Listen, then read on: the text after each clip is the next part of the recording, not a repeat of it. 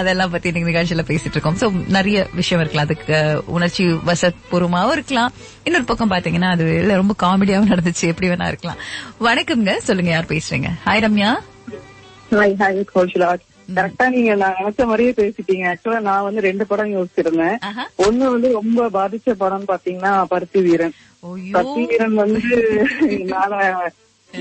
நான் இன்னும் மீளலன்னு தான் நான் சொல்லுவேன்.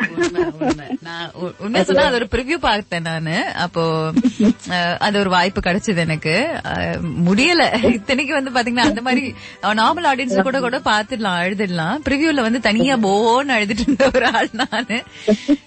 எனக்கு இன்னைக்கு வரைக்கும் அதோட கிளைமேக்ஸும் அது நடந்த விதத்திலயும் எனக்கு வந்து கிளைமேக்ஸ் பார்த்துட்டு செகண்ட் டைம் படத்தை பார்க்க போகணும். அது நல்லா இருந்ததுன்னு. ஆனா கிளைமேக்ஸ் முன்னாடி நானும் என் ஃப்ரெண்டு வெளியில எழுந்திரிச்சு வந்துட்டோம். நாங்க அந்த அளவுக்கு ஒரு பாதிச்ச ஒரு படம்.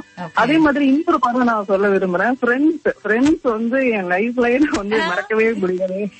ஜாலியா இருந்திருக்கோம்ல.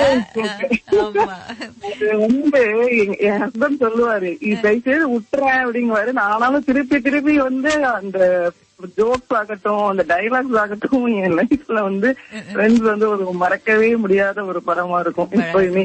நேத்துக்கு கூட நான் அப்படிதான் ஆரம்பிச்ச நிகழ்ச்சி. மெதுவா பார்த்து வலிக்க போகுது அப்படின்ற மாதிரி. அது வந்து நம்ம உடம்புல விட்டே போகாது, அந்த மாதிரி ஒரு டைலாக்ஸ் அதெல்லாம்.